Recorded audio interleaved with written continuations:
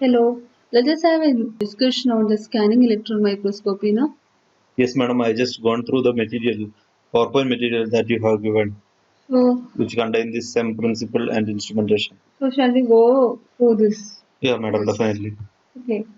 So this purpose of microscope is to view the smaller things for magnifying the smaller objects, no? Yes, madam. So you have used that in your plus two class also. Conventional optical microscope I have used, madam. So that where you can see the smaller objects. Yeah, yes, yes. The smaller objects, like small peeled onion pieces, we have used, Yeah, madam. yeah. With our naked eye, we can see objects up to 100 micrometer because means this our single strand hair we can see with our naked eyes. No, Yes, madam. if you want to go beyond that, Yes, yes. it is impossible with this Naked eyes. naked eye.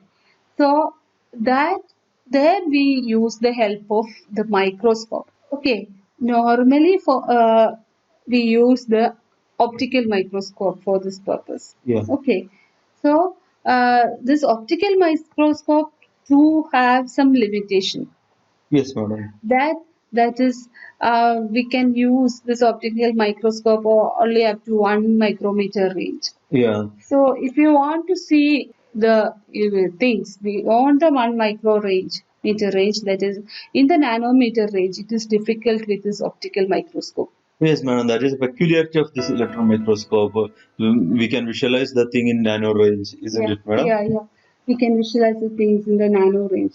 And why, what according to you, means this light cannot be used to see the object? What might be the in the nano range? What might be the limitation of light there? Till 1 micron range only, more sophisticated micro optical microscope also is able to see, I think. Yeah, So to understand the things in 100 nanometer range, so light is having a frequency, or light is having basically a wavelength of 400 to 800 nanometer. yeah. So the things that is coming in Beyond 100, that, less than 400 or even 400, it this will be nanometer difficult. range, that will be very much Difficult. difficult. Yeah. So that there we use some higher energy radiation, higher not radiation, higher energy electron beam. This electron beam have several advantages like that can have ionizing power, so that can go into the sample. So that sort of thing that is electron beam is used for Yeah, electron and imaging the my nanometer range objects. yes, madam. Electron beam is more or less straight line than the light. It is Yeah, yeah, it yeah. is not having, Travel. yeah, it will travel almost straight line. So that will help us to understand even things in the 1 nanometer, 2 nanometer range also. So this thing is in the current situation, this electron microscope has very important role. This current situation means we are in the a pandemic situation now, no, Yes, right? COVID-19 is a that COVID virus, virus is having different morphological features and in Gujarat, and that is making more mortality rate yeah. than the other virus, So like that the reports were there. morphological details we can get from this type of instrument. Oh, oh, oh, okay, That okay. it means morphology, the difference in the shape and size. That the scientists are telling no, here it is mutated one. So Yeah. So that by just simply looking at this thing itself, we can just see what is the difference in the. yes, madam. Okay. So this sophisticated instrument can this is just an image of that scanning electron microscope, not just simple as the our optical Conventional optical. microscope. One room is required. One One entire room is room is separate required to and it occupy. is highly costly too. Okay, madam. Okay. So the basic thing is that we have an electron. So what we have to understand first is what this electron do with the matter. What is the interaction of this electron with the matter? So this is just an illustration where you can see several arrows there. And what is that? First one is and this electron can come and heat and just go back like say means without interacting with the matter, no, means with the specimen, and that interaction is called as the elastic interaction, and that electrons produced as a result of elastic interaction is called as the backscattered electrons. It is just like when a rubber ball is hit on a wall, it is just bouncing back. That type of electron is called as backscattered electrons. Okay, madam. And in addition to this elastic interaction, we can have inelastic interaction, where inelastic interaction means some energy dissipation that produces the secondary electrons. Secondary electron, just simply telling, it is another electron, means the coming electrons can eject an electron in the surface of the sample or from the sample. So this Auger electrons is also coming in the secondary electron category, and this X-rays, it can cause some emission of some radiation too. And this sample is kept in metal surface. This sample holder will be some metals, and that can even absorb the electrons. That can also happen. Yeah. And it can go through just to the specimen. The transmission of this electron also can happen. So several phenomena can happen when an electron is going and hitting it will be even more than the narrated one. It will be even more we can possibilities are there whenever an electron is hitting a very high intensity electron beam is hitting on a specimen. A lot of things can happen. Yeah. So few of them are this one. Yeah. And what I understood, madam, what you told is whenever electron interacts with matter, that two type of interactions are there. One is elastic interaction and another one is inelastic interaction. Yeah. This elastic interaction is basically backscattered electron. Whenever the coming and hitting and it is reflecting back, then that is named as backscattered electron. And another one is inelastic. Inelastic means the remaining the all other things, secondary electron, Auger electrons, and X-rays, that is cathodoluminescence, everything we can consider as inelastic interaction, because this secondary electron that is coming basically from specimen only, and Auger electron that is also coming from specimen only, and X-rays that is generated as a result of this formation of secondary electrons, and cathodoluminescence also formed as a result of this secondary electron formation. Okay, madam. So that is these all backscattered electrons, secondary electrons, and X-rays are very important in interpreting some results. Okay, madam, understood. Go to the next slide. That is, here you can just close enough images of this what we have told before. Here you can see this matter will consist of atoms. This atom will have nucleus and electrons. So when a primary electron hit this, because of the high charge of nucleus, that can just deflect in the same direction. And that is the backscattered electrons, and that interaction is the elastic interaction. There won't be any energy exchange between that surface, that sample surface, and the electron coming. Understood? So primary, whenever this is a primary electron source, whenever that is coming and that is just having a interaction with this positive charge nucleus, and it is just reflecting it back, then it is named as backscattered electron, and that will be having almost same intensity and energy as intensity may not be there, same energy as that of the primary electron. Okay, so this backscattered electron will be there in huge quantity than any other electrons. That deflection. And the detector, that one, it have to keep on 90 degree to a specimen, because it is just a reflection only. That we can go see that. Okay, and madam. Second thing is this primary electron beam can just cause an electron which is present in that sample. Sample will consist of atoms, and that atoms will have electrons. So in that case, this coming electron which is having enough energy to eject an electron from the sample, and that outgoing electron is called as secondary electron.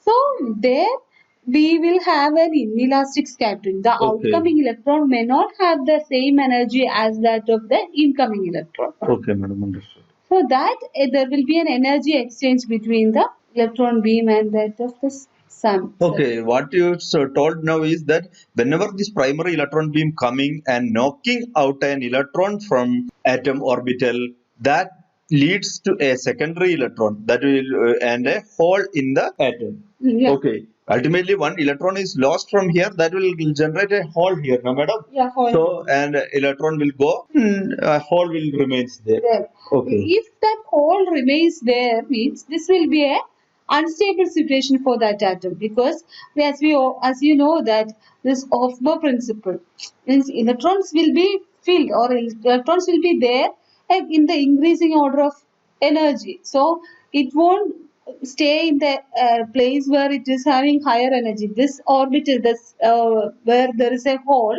that will be having lower energy. So the electron in the higher orbit, higher energy orbital will come back and fill that empty space. Okay. Oh, okay, madam. So if that comes, that extra energy, no, in the if that is in the higher energy orbital, it is having higher energy, and that extra energy will be going and will be giving us an radiation in the form of X-ray. Okay, madam. So that is that X-ray formation. It is written characteristic X-ray here, madam. That is because for each element that X-ray will be unique for that element. Oh, So from that we can from this X-ray radiation we can identify the element. in it. okay. Oh, whenever this primary electron beam comes and hit and a secondary electron is produced, a hole remains there, Yeah. then that makes an atom a big unstable situation. Yeah. So atom will be in very big unstable situation, because whenever the secondary electron is lost from orbital near to this nucleus, then atom will be in a difficult situation, because then energy of outer electron will be more than the inner electrons. So that will come to and So the outer electrons automatically who wants will to sit fill in this the hole, yeah. and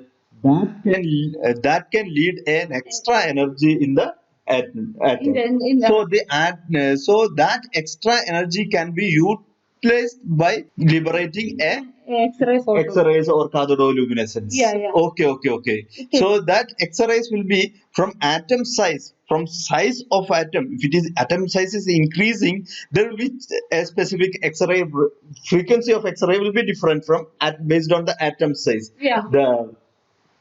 Based on the size of atom. Suppose copper will be detecting one specific wavelength X-ray, and iron will be producing different. Based on the atom size, it will be showing different X-ray. Like that, we can do elemental analysis also, isn't it, madam? Yes, of course. What about this Auger electron spectroscopy also?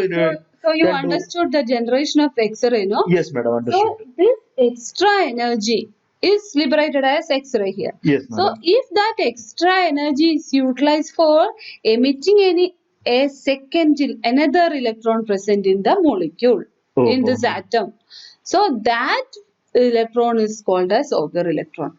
You understood the generation of extra energy, and if that extra energy is used for ejecting another electron present in the atom, so that is called as the Auger electron. So Auger electrons are electrons that is got ejected up from the outer shell of the atoms. Outer shell of the atom by utilizing the energy.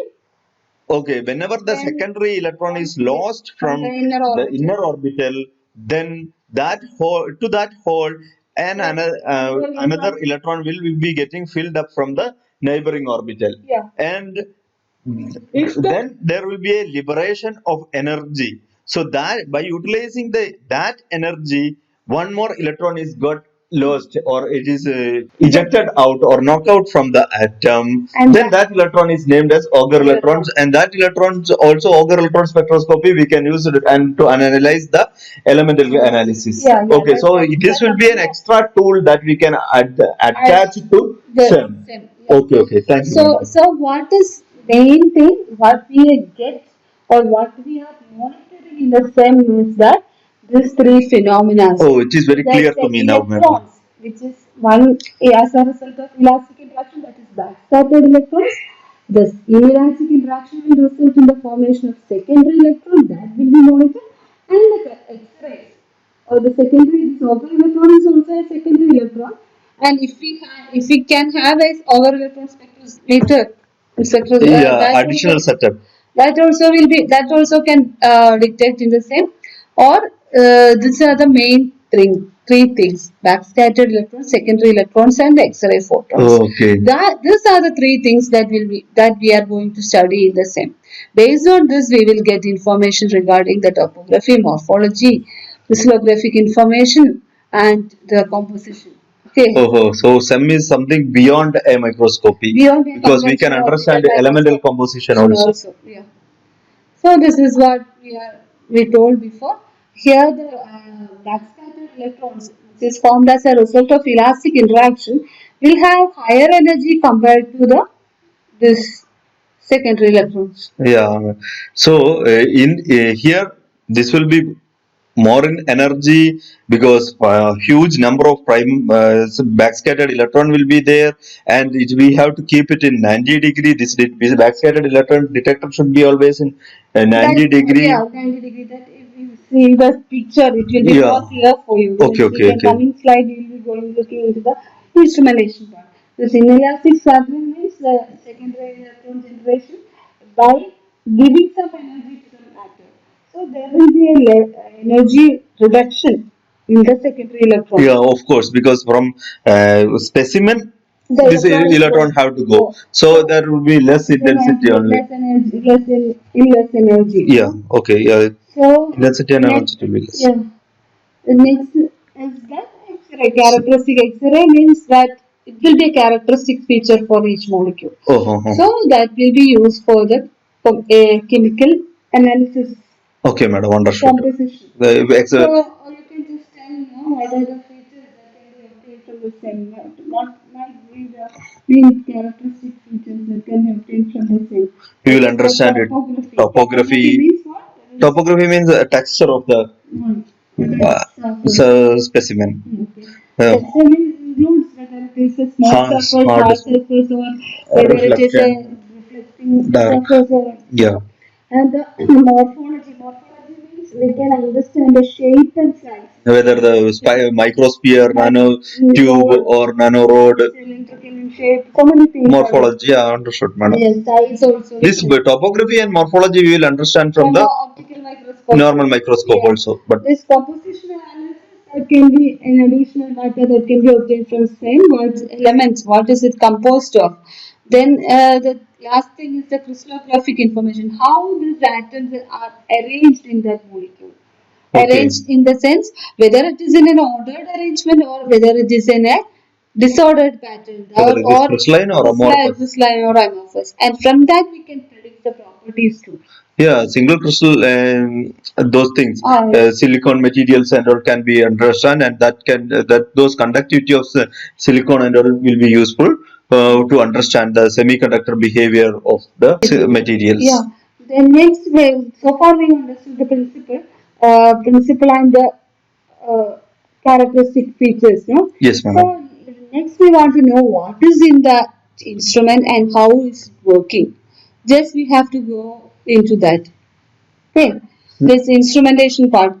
Okay. Yes, madam. You can see that picture very. Yeah, in instrumentation we are having a electron source or electron gun, and there is a vacuum chamber. Then we have a specimen stage here. Then there is a secondary electron detector, X-ray detector, and backscattered electron detector. Between that specimen and the electron gun, we have some lenses. Yes, a series of lenses. Yes, condenser. Making that electron beam focused and for making it to a narrow point. Yes. So you can just go into deep. Can you just go? So this, I think this image will be good for you people because if you can, if it is asked for the examination, this image is better to draw. Yes, madam. And you can everything is mentioned there. So what is here? Here we are using an electron source, namely this tungsten filament is used, and when it is heated to high temperature, that can generate electrons. Okay, madam. These electrons will be scattered in all directions, no? So we want to focus this to a narrow point, no? For that, first we will keep an anode. Yes. Okay, that will collect this scattered electrons to a particular means area to a small area, and that will be passed through a condenser lens where that is condensed. This narrow electron beam is condensed, and or the intensity will be focused to a point, and then we have an objective lens to focus that With this objective lens will be exactly focusing on the specimen, specimen. And we before that we will have this images will be of high resolution, and we will be scanning in this XY direction yeah, and X and Y direction. So okay, for that we are using some scanning coils. yes, There yes, are XY scanning coils, and the important thing is in the SEM is the detectors. We are studying. I have told no three backscattered electron we backscatter have to electrons, keep in 90 degree, secondary and secondary electron and X-ray detectors we have to keep in 45 degree, yeah, isn't it, madam? yeah. This backscattered electrons is just going back, so we'll be keeping on just on the top of the sample. Okay, Okay, just it will be hitting back, no, so it will have exactly parallel to the sample holder. Then we'll have a X-ray detector and a secondary electron detector which is inclined almost in a 45 degree angle. oh, Okay. okay, then actually secondary electron detector we have to use an amplifier Amplifier also, because for the energy of secondary electron will energy be is less lesser and than the that. intensity. Okay, so making it This is very clear, madam. yeah, okay. So this is just an description about what is the instrument setup. So we have an electron gun which is an tungsten wire which is heated to high temperature, and this will flow through the anode by applying a positive charge, and with condenser lens it is an electromagnetic lens, and to adjust the diameter to condense as The per the electron requirement. beam. Yeah. Then objective lens to focus, and we Yes. have an opening there, aperture will be there. Then apertures will be helping to be how much intensity hole they are just The hole only. width So of the width, yes, that will be adjusting. yeah. Then scan coils or deflection coil, because we are scanning the image. We are getting the we are passing the electron beam in two direction, this horizontal and vertical X Vertical. and Y Yeah, yes, direction. yes. And the specimen stage is a but the thing is that we have to rotate, move here and move there. here and there. So this vertical direction and horizontal direction. So that specimen stage should be able to perform this type of raster pattern scanning. Yes, And the final thing is the detector, and this might be asked for the question exam. This just mention a secondary electron detector. so This ET is detector they will be specifically asking, madam. not specifically, but there are several others also Okay, to okay. detect the secondary electron detector. So they will be asking to mention about the secondary electron detector. You can just quote this Okay, madam. our hot Thornley detector, where we will have this an scintillator in that, and that scintillator will be a fluorescent material that will collect the electrons, coming secondary electrons, and that will convert that electrons into Light energy. light photons. Yes. Okay, and that will be passed through a Photomultiplier photomultiplier tube, and then that photomultiplier tube will be detecting the it will be light that processing as images, yeah, because first it will convert to electrons and again, and then it will be processing. yeah, as in the Yes, yes. optical. It is very clear, madam. Yeah. This scintillator is a fluorescent substance, Yeah. so that upon exciting with electron Beam. Beam, this will be converting, started producing light energy and corresponding light energy. So that corresponding light Now energy depends on the number of for electrons hitting on the scintillator. Okay. Okay, okay, very clear, madam. So then it is This will be that live photons will be going and hitting on photomultiplier tube, and that will be converted. Yeah, that is very clear with this image. Yeah. Whenever these electrons, secondary electrons are coming and hitting on here in that will convert it to scintillator, then that will be converting to light or photons, and that will be detected by a photomultiplier tube. Okay, then this backscattered electron detector, no, that will be just keeping just top of the 90 degree to the specimen. Here the intensity will be more, and the number will be more. So we are using some here PN junction. PN junction things. Yes. And then you can just see, no, the electrons. This image electrons just are just coming and hitting on. back. Yes, madam. Understood, madam. So these are all about the working principle. detector, means the parts of that scanning electron microscope. And finally, we have an imaging display unit where we can see the Monitor, scanning yeah. image. Yeah. So, as we already discussed that we Vacuum system. What is the use of vacuum system here? means the electrons, we want to focus the electrons to a narrow, to a single point, no? Yeah. So this electrons should not deflect by any environment. So if air is there, means ultimately It can have some particles, some it will electron get scattered. Some interactions can happen. So to avoid that, we are using a vacuum environment for the whole experimental setup. Once we kept the specimen ready, then we will keep the vacuum setup ready. Yeah. And we will evacuate first. Then only we will start producing the electron towards the Yeah. specimen. Okay, one more thing is that the sample, if you are using non-conductive samples, We have to coat that with. we have to make it conductive. No? Okay. So this. So gold or platinum we have to use as inert material. Something we have to use as. Yes, and you have to cover. You have to coat with the metal. So if gold or platinum is coated, then we can't elemental composition we can't understand, because once it is coated means. So if we need elemental composition, we have to use something else, like carbon coating or something else we have to use, isn't it, madam? Yeah. Okay, madam, understood. This just see the image, image. How? Yeah, very clear, madam. High resolution image only. So spider. Yes. This is how we get. Yeah. So this briefly how it is working. This making what role. So that is the sample. First thing we need a object, no? Our sample is loaded on a sample stage. Then it will be having it will be placed in an instrument where we have a vacuum condition, and then we will pass the electron gun, the heated tungsten filament, and this will be accelerated by the anode. Then it will be passed through the lenses, electromagnetic lenses, condenser lens, and optical lens, and the aperture, which focus the beam down the sample. And then we have the deflection coil before there, where we can have a scanning in a raster pattern, that is X and Y horizontal and vertical. Then when beam interacts with the sample, they produce secondary electrons, they scattered electrons and X-rays. Yeah. And that can be detected using the corresponding detectors.